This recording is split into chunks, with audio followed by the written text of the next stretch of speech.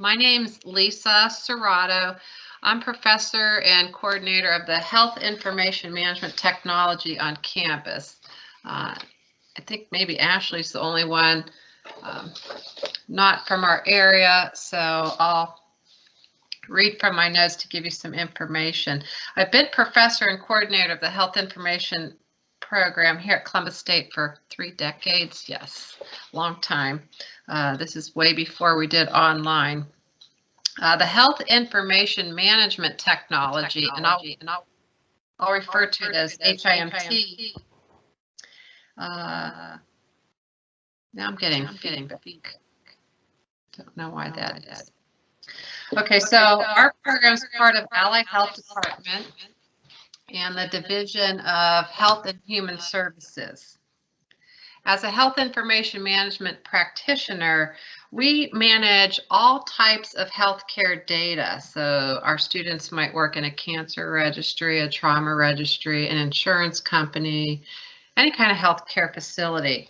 You can think of us as the business side of healthcare. We perform tasks such as medical coding and billing.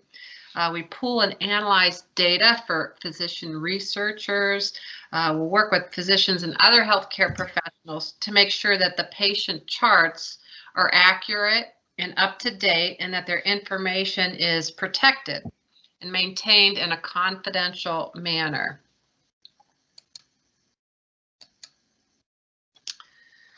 All right. So, what are professional codes of conduct? And what is professional ethics? Professional codes of conduct are simply the guidelines that are designed to set out acceptable behaviors in someone's workplace, your group, an association, or profession. So it might be a group of nurses, and then Ashley is in computer science, maybe it's programmers. Professional ethics, then, they're the aspirational goals of the profession, which could include finance professionals, nurses, or in my case, health information management professionals, or also educators, so other professors in the field. Professional ethics provide guidance and offer justification for the code of professional conduct. If we think about professional ethics, that's really personal and corporate rules that govern the behavior of others or the behavior of those in a particular profession. So if we're talking about attorneys, how are they to conduct themselves in the work and public environment? A good example would be the American Bar Association. That's the set of ethical rules that govern attorneys and their moral obligations. All right. Code of conduct benefits. Why do you have a code of conduct? It kind of keeps everything in order. So you'll protect your employees' rights, avoid legal challenges. You know, if you get into harassment issues, it sets guidelines on how to deal with those issues. And having a code of conduct helps develop a positive public image of a company or a profession, for example. A lot of times when we would talk to students in the past, you could say, all right, when you're out in a clinical setting, we want you to act professional. Well, my definition of professional might be different from your interpretation of what professional is. So we need to outline those certain activities or behaviors, you know. There's even like dress code. I know there are some professions, like we have our dental hygiene program, no tattoos can be visible when they're out in public. So if a student has a tattoo up their neck, then they have to wear a turtleneck. So some fields get more prescriptive with those types of requirements than others.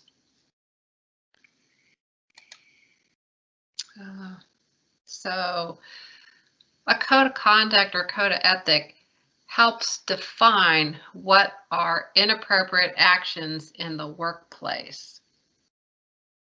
That would include harassment. Harassment might be offensive, belittling, or threatening behavior. It could be offensive language, repeated bullying, physical aggression, and violence on the more extreme sides of things.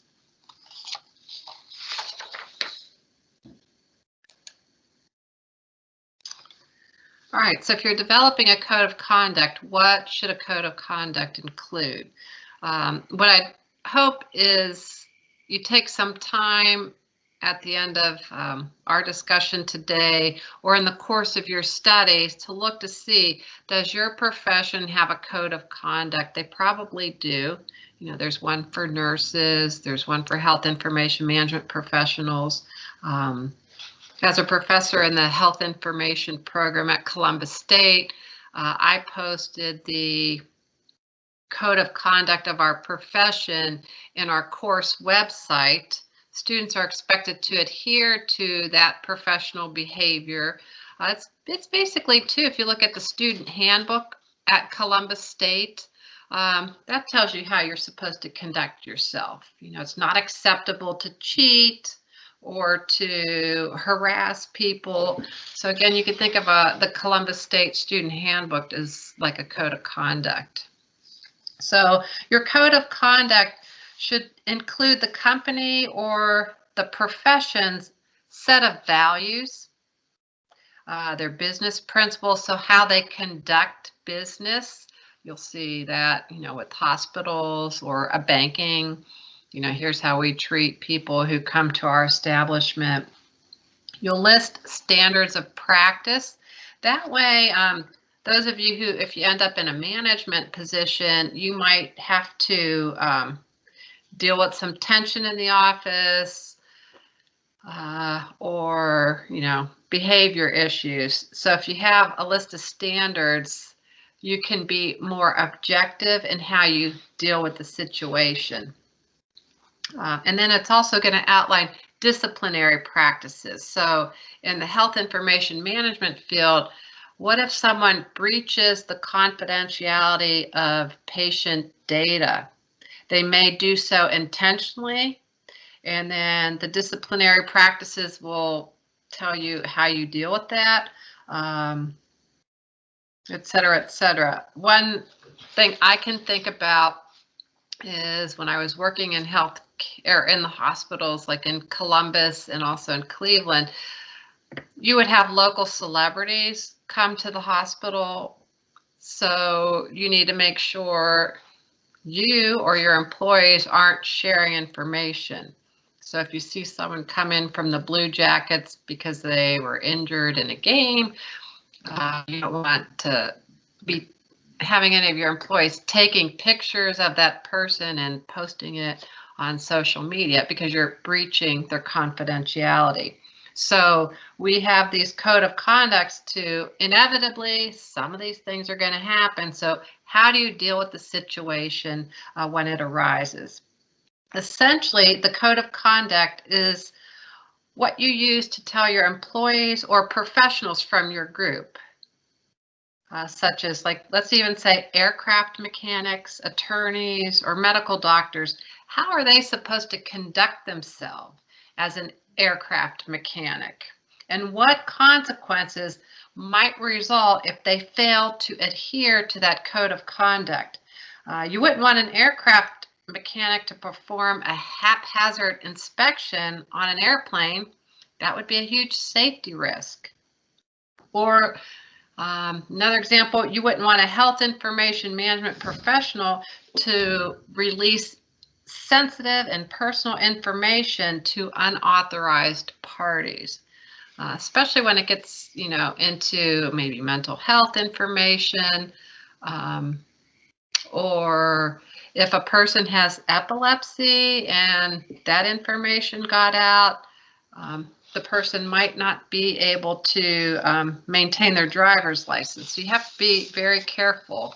Other situations that we see in health information management at Children's Hospital, for example, maybe a biological parent comes requesting information on their child, but they don't have custody of that child. So again, you have to be cautious and careful and follow specific rules on who's authorized to get the information and what are the procedures you follow to get that information.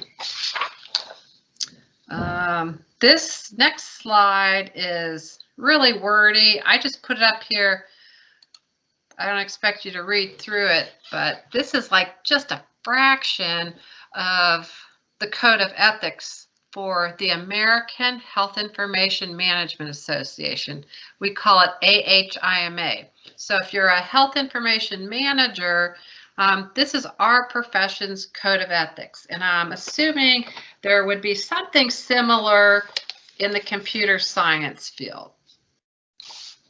So, and again, I didn't even I only clipped part of what was in the Code of Ethics, but these statements here generally give an idea of the purpose of our Code of Ethics. So I'll read through some of these.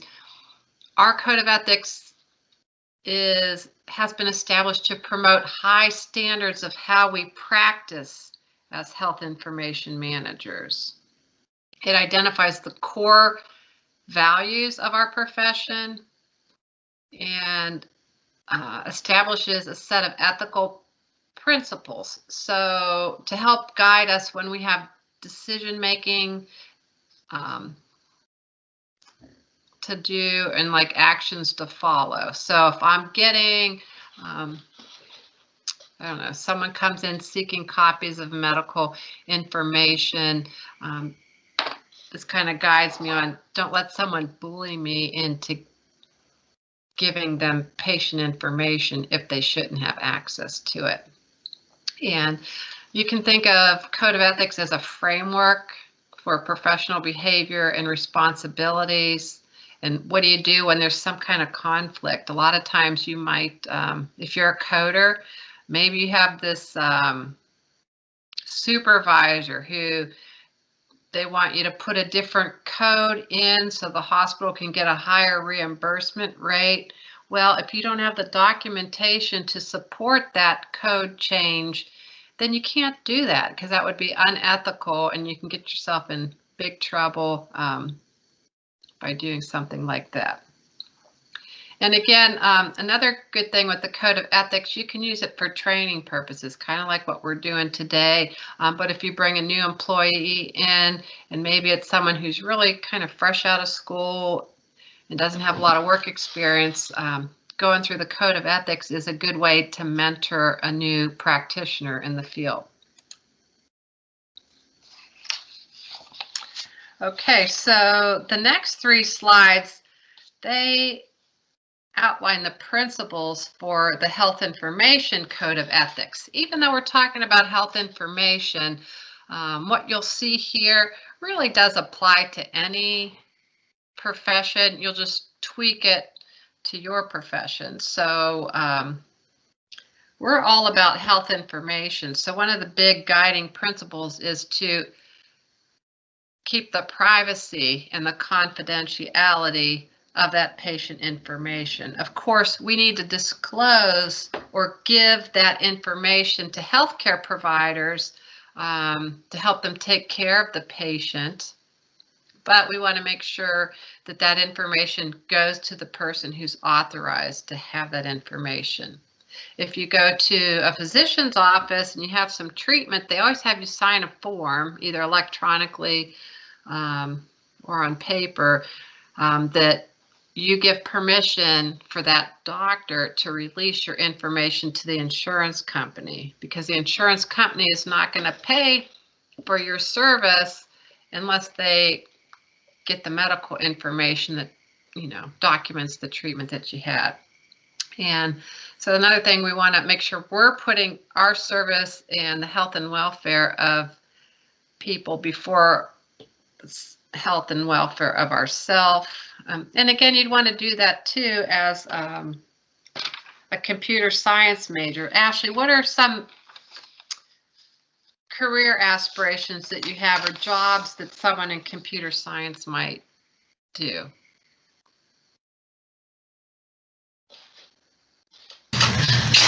I want to work for a big firm coding, but I'm not really sure exactly what I'm looking for at the moment. Okay, so if you're working as a coder in the computer science profession, what might be a principle that you would have to follow as an ethical computer science programmer?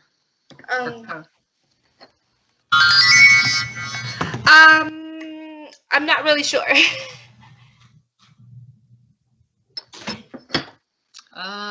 Anyone from health information or anyone else on the call? I'm also a computer science major. I can't say I know too much about programming yet, but I think one of the things they discussed in class was there's variables that need to be private, such as like maybe like I don't really know for sure, but like maybe names, addresses, and sensitive information have to be stored in a specific way, instead of like how we would treat like regular public information. Oh, that's a great example. And that also applies to someone working in the health information management field. So actually, computer science people work a lot with those in health information management. A lot of times the health information manager, we're using the data and we'll go to people like you in computer science and say, how do I extract that information so that I can pull it out, put it in a report for our physicians to view? And when I was working in the hospital, we would look at quality issues like bad things that happened. Maybe a patient was administered the wrong dose or the medication was given to the wrong person. So we had to discuss those sensitive issues, but we had to be cautious that we didn't put Jane Doe and all her things that happened. We might identify patient X. So again, that's a really good example. It's more knowing what information to keep private and making sure you don't inadvertently or especially intentionally release that confidential information. So again, even though what I have up on the screen are strictly from the Code of Conduct for Health Information Management, you could see how if you don't have a Code of Conduct in computer science, you could look at the HIM Code of Conduct and model something similar to your profession. So yeah, protect the security of personal health information. And in the computer science field, you would do the same thing. So maybe protect the identity of the specific individual. So again, I said, here's the second of the third slide that talks about really the principles for our code of ethics. So refuse to participate or conceal unethical practices or procedures, represent the profession to the public in a positive manner. Those of you in computer science, you don't want to be the ones that you'll see on the news sometimes that they obtained secret documents and then they posted them online for everyone to see. Well, that would be a breach of the code of conduct or your code of ethics. And let's see what we got here. This is the last of the slides that talk about the different principles. Perform honorably Health Information Management Association responsibilities. State truthfully and accurately one's credentials, your professional education, and experiences. So don't tell someone you passed the certification exam unless you really did. So that would include, you know, if you're applying for jobs, what you have on your resume, make sure you're honest in what you're reporting. respect the dignity and worth of everyone, et cetera, et cetera. And we could, go on and on talking about different things. The next couple of slides I have here, let's see. We're not going to review the whole HIM Code of Conduct in detail. And those of you who aren't in the HIM field, you're like, why do I want to go through someone else's professional? But I'm going to share with you just a few examples to show you where the AHIMA Code of Conduct gets a bit more prescriptive and gives you more specific guidelines that outline behaviors that you're expected to follow as a credentialed health information management professional. So you could see where departments or companies could take this code of ethics, and this could help them write policies for their employees. So when you're going through training and you're hiring coders as computer professionals, you'll say, these are the things you need to follow. These are the behaviors we expect of you at the job. So we want HIM professionals to respect the inherent dignity and worth of every person. And that would be something that would transfer to really any profession. So we want HIM professionals to treat people with respect, be mindful of individual differences, and also cultural and ethnic diversity. We want to promote the value of self-determination for each individual, and we value all kinds and classes of people equitably. We deal effectively with all races, cultures, disabilities, ages, and genders, and we ensure that all voices are listened to and respected. Again, this is specific to health information management and our code of conduct, but this is something, you probably see in other professional codes of conduct as well. Mentioned this on the other slide, but here's again something else I pulled that gives more specific details on what they expect. So our profession expects professionals to state truthfully and accurately what your credentials are, what your professional education is, and what your work experience is. So claim only the relative professional credentials that you actually possessed. If you had a credential and you let it lapse, well, you can't keep that on your resume. And those people who earn credentials, like if you're a registered dietitian, you're a dental hygienist, a health information practitioner, we have to continue our education. So in our field, we have to get 20 CEUs at the associate degree level every year. So once you are a professional, you have to prove that you're going out, keeping current in the field. And to do so, we report these to our professional association. So you can't lie about sessions that you haven't attended. So just be honest in what you're doing. Again, these are all common sense, but we have to write them down just to hold people accountable. And I would say most people, they do the right thing, but these codes of conduct are there just to kind of keep everyone in check. Another big thing in our field is patient privacy. So in our field, we want to defend individuals' right to privacy and confidentiality in how we use their health information and disclose their information. So how their information gets shared. Like it's appropriate to share someone's patient information with a physician that they're going to be seeking treatment from, but you just can't give it to their ex-wife or ex-husband because they want it. So, guidelines like that.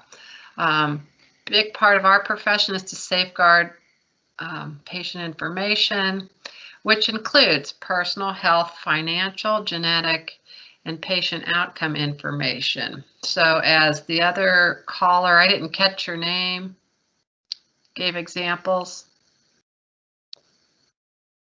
You gave examples on the computer where there's going to be personal information. So you want to hold that in strict confidence. And then we want to make sure we're engaging in social and political action that supports the protection and privacy of health information. And my 3 kids, they're grown now, but they participate in different sports. And they always said how you behave outside the sports team is also something that they're going to monitor. We're seeing in this political environment now, we have professionals that maybe outside the work world, they're not being so professional. And people are losing their jobs because of that. And it all gets tied into like these professional ethics. So how you behave outside your job certainly counts too. Let's see, what do I have here? Okay, here's some examples. So our code of ethics talks about what you should be doing, but it also outlines what you shouldn't.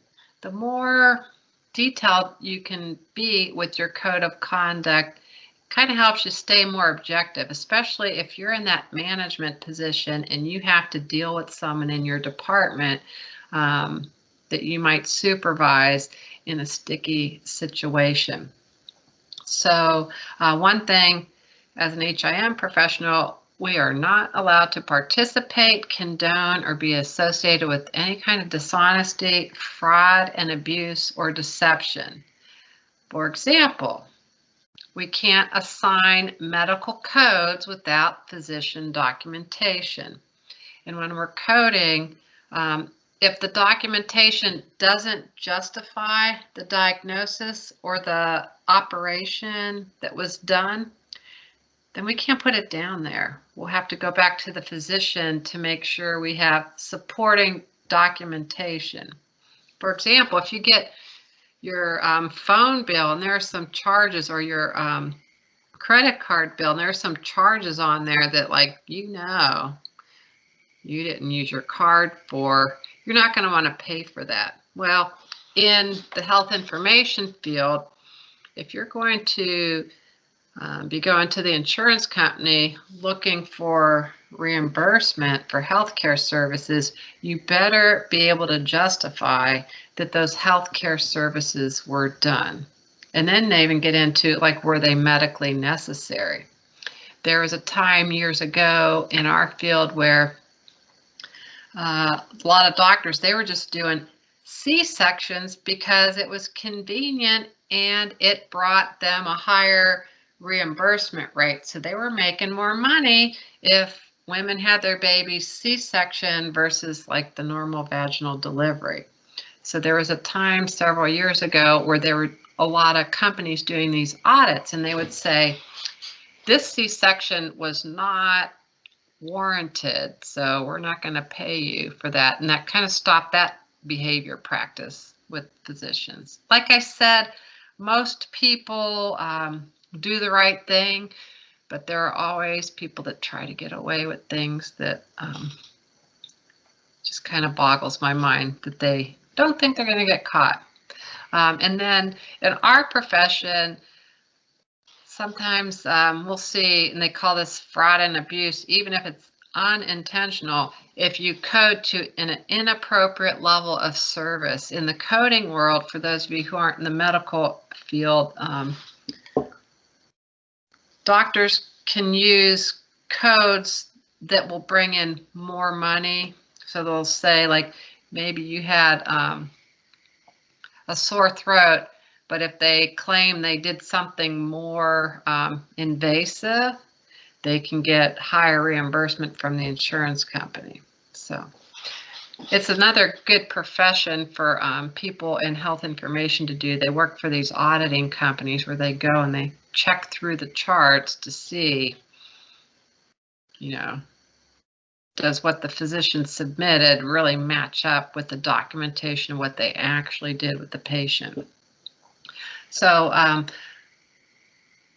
as an ethical health information manager, you're not going to engage in negligent coding practices or inappropriate coding practices. But that's really all I had on the agenda for today. Do any of you have questions or comments?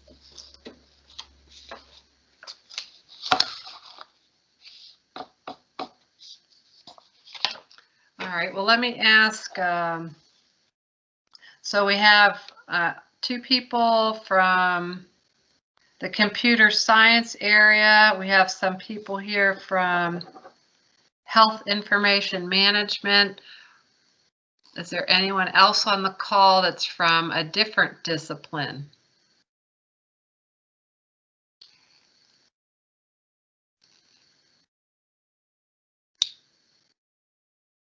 Okay.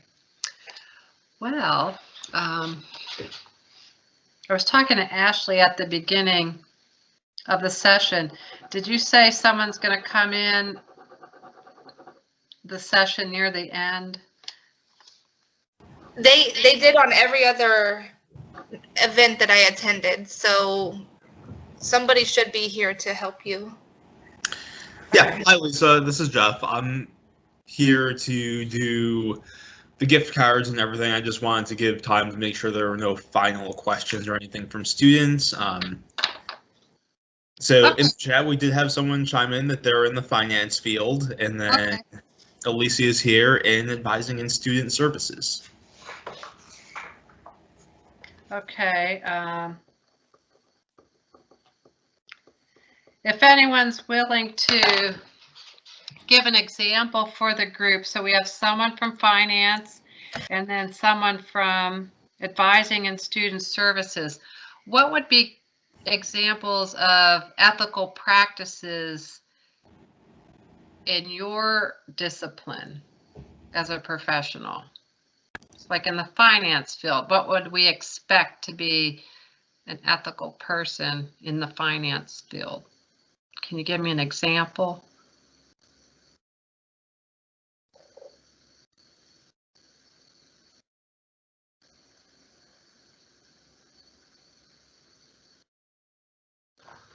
Well, I guess what I would think about from a personal standpoint, if I have a financial advisor, I would want to make sure that that individual is also looking at my interests.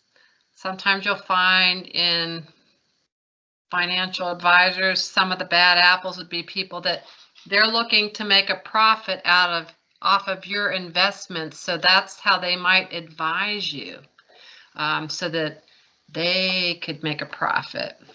Rather than, so someone who's ethical is going to want to look at what your needs are and best fit those needs for you. Or advising and student services, I would think an ethical practice would be to make sure you are treating all students the same, providing them with as much information so they could make good informed decisions for themselves.